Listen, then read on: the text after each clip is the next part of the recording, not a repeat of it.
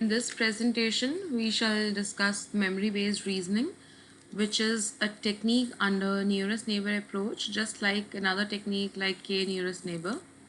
Now, this technique is pretty similar to how humans tend to behave. Just like humans capture their past experiences and whatever new situation is at hand, whatever action a person has to perform on the current situation will be based on his or her past experiences. Like if you travel to a lot of places at different hours of the day, then you are well aware of that at a particular day, at a particular hour of the day, which is the most congested area, at which area there would be more traffic because of office hours, and which is the alternate route to that area.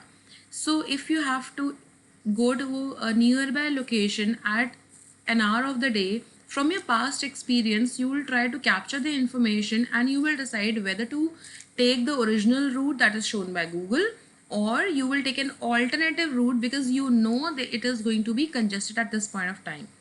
Likewise, depending upon, let's say you have to identify whether a particular movie you should watch or not. So based on your past experience, if the genre to which the movies belong to and what type of response you have ascertained to those movies in the past, your action of watching that movie will be totally dependent upon that. So there are numerous examples in real life. On the same set of examples, this MBR, that is memory based reasoning technique, also works. Here, whatever are your past experiences, they would be treating as the neighbors. So this technique identifies the cases which are similar from your past experiences. So the training data set is provided to the system. They are basically the experiences of the past records. All the characteristics of the entire data set is identified and very carefully read by the system. So whenever a new problem at hand or a new record comes up, then this system tends to find the neighbors which are similar to the new record based on the characteristics that the system already understands and has already identified. So based on those characteristics, the system will classify the new record or maybe give any prediction for that particular record. Now there are three challenges or three issues when we are applying MBR. First is what suitable set of database, historical database, has to be selected so that it forms the training database set. So how to identify which are the number of records that have to be identified, and the system should be trained so that a new record can be adjudged. Another thing is what is the level of granularity to which the historical data should be stored at. So what is the composition of that historical record? The last and the most important thing is the two essential functions that on which the entire MBR is based upon. The first function is the distance function. That means calculating the distance between the current record and the neighbors or the previous records that are there in the training data sets.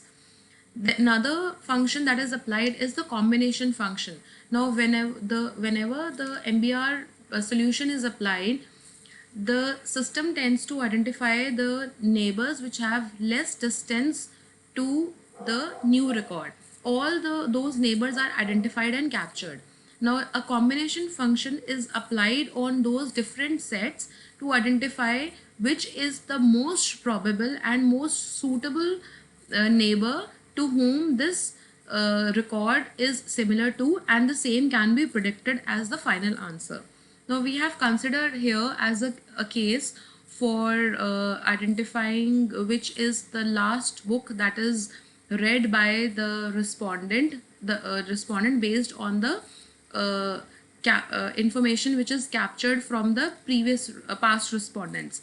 Now we have assumed that there are 4 best booksellers, and a survey on students of different age groups has been conducted, and it is assumed that the students have read all the 4 books, but in the order of their preferences or their choice or tastes.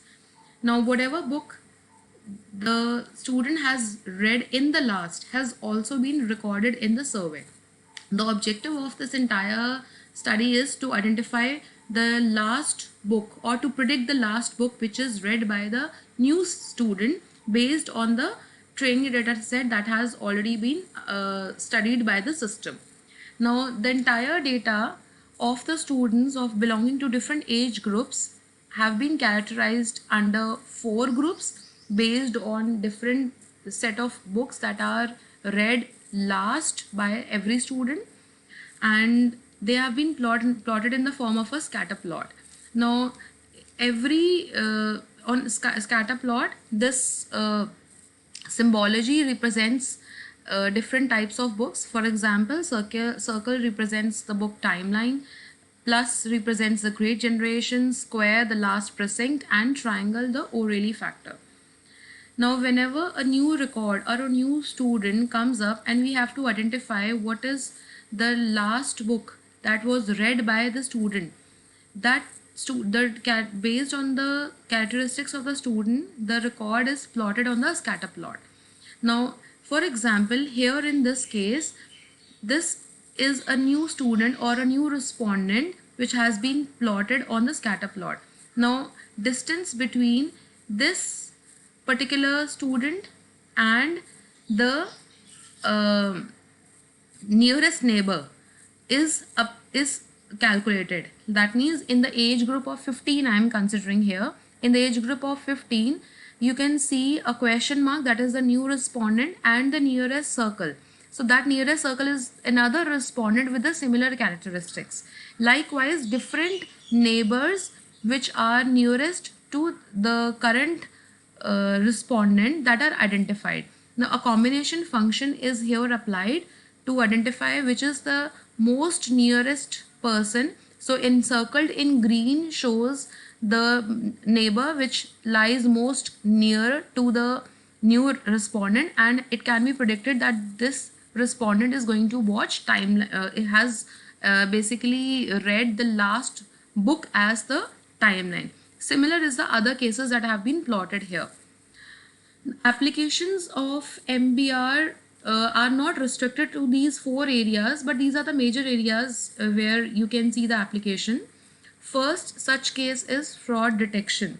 Now, if we have to identify that when a particular transaction happens, which is a very most common type of fraud nowadays, whether it is a fraudulent transaction or non-fraudulent transaction, it can be identified based on the training data set of fraudulent activities or fraudulent transactions that we have trained our system to. So if any new transaction happens, that characteristics of the transaction is matched with the existing characteristics.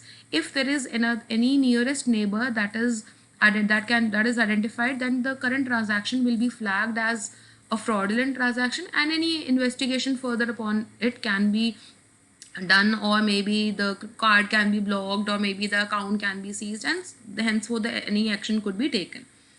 Another example is customer response prediction. For example, if a production house has released some past movies which were really a good hit, then and some of the customers have watched those movies, if a new customer comes up, what response that customer is going to give to the movie that is released by the production house can be based on the previous experiences of the customers who have watched similar types of movies of the same production house. So likewise, the current customer's response can be predicted. In case of medical treatments, doctors tend to go for the treatment which has given the best outcome. So all the patients' data is provided into the system, and whenever a new patient comes up, his characteristics are matched to the training data set. If there is any neighbor which has similar set of history of diseases or symptoms, then the treatment has given the best outcome, then the same treatment can be applied to the new patient as well. Another application is classifying responses. Nowadays, there are a number of service providers in case of telecommunication, and different services under the telecommunication providers are handled by different departments. Like nowadays it is same service provider gives you the services of broadband as well as Wi-Fi as well as mobile phone and landline. So if the customer is complaining about any particular service, to which department it should be assigned can be done on this basis. So different codes can be identified, and whenever a new complaint comes, it can be classified under which type of service it should go, and what suitable department should be assigned the problem for its corrective action can be identified here.